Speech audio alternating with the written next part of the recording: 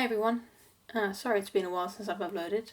I have a pretty simple video to make today, I think, although possibly controversial considering it's a video about Brexit. I don't consider myself to be particularly well informed about Brexit or politics in general, to be honest, but I feel like there's one point that it seems really obvious to me that nobody's been really talking about that I can see, and I want to just make this video as a kind of sanity check for myself to see if I've got this completely wrong or if this is just something completely obvious that everybody else seems to be missing. If you're not living in the UK, you may not know that the UK government is 2 years deep into its negotiations with the European Union over the terms of our exit. Our Prime Minister, Theresa May, who was in charge of the negotiations, has stepped down now, and they are now looking for a new leader of the Conservative Party who will be the new leader of the country. And the front runner of this competition is Boris Johnson, the previous Mayor of London, and what they call a staunch Brexiteer.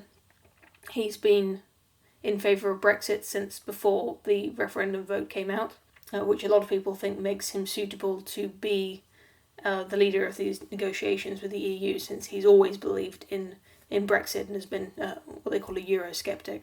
But this isn't a video about Boris Johnson or the Conservatives or anything like that, really. This is a video about a very specific concept around the Brexit negotiations, which is the no-deal Brexit.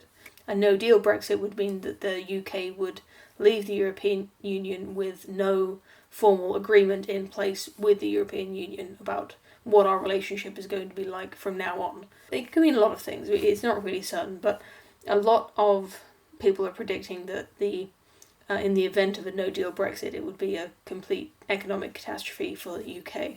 Now, I don't know if that's true or not. I have no reason to doubt that particularly. It certainly seems likely that a no-deal Brexit may not be that great. It's also completely possible that a lot of the experts who are predicting catastrophe could all be wrong. That's not unheard of for people's expert predictions to be wrong about these sorts of things.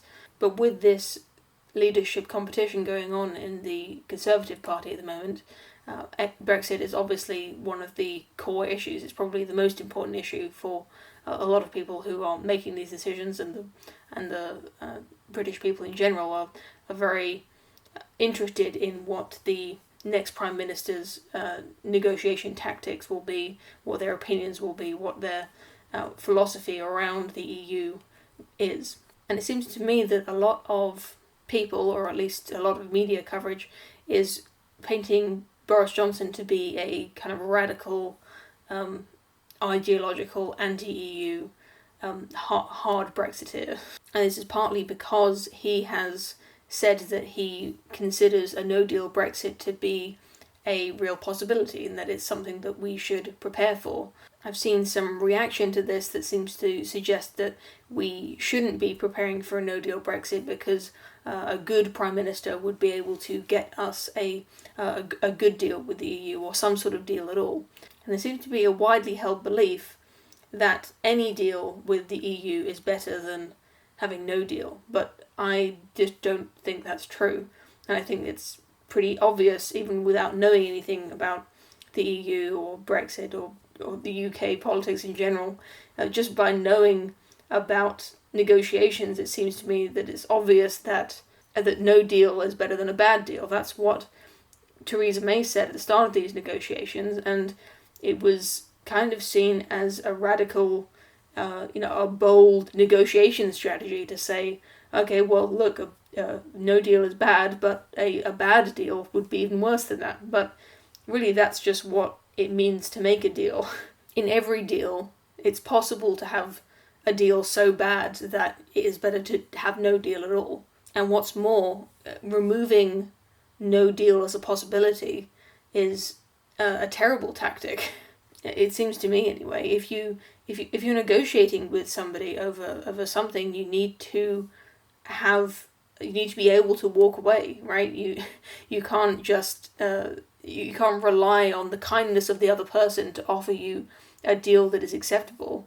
Right now, the end of the negotiations is set to be the 31st of October of this year, So there's an end date. It's been pushed back several times, but if we consider this date to be the final date, in this hypothetical situation where the Prime Minister has promised to deliver some kind of deal and to not leave the European Union without one, from the European Union's point of view, there is absolutely no reason to offer the UK anything even remotely acceptable.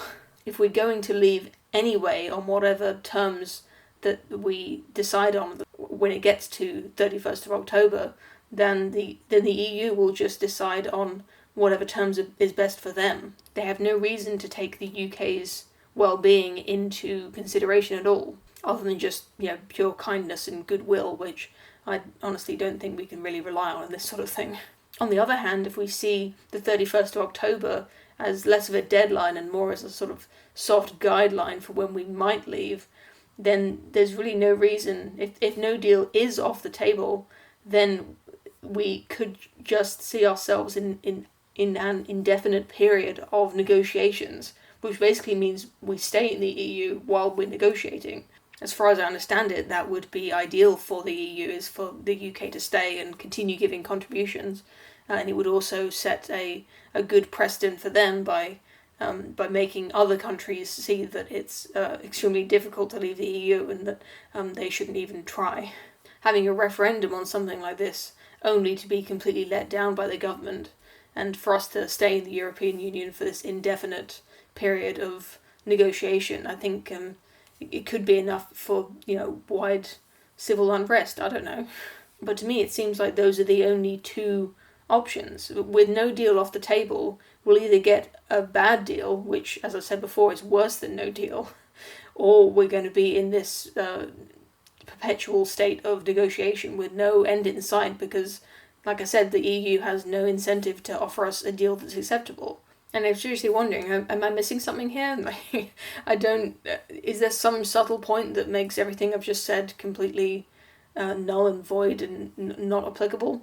I'm just trying to apply common sense negotiation tactics to this scenario, trying to look at it from the EU's point of view. I think the idea of a no deal Brexit has become like a boogeyman. It's become so scary to a lot of people that they're not even willing to.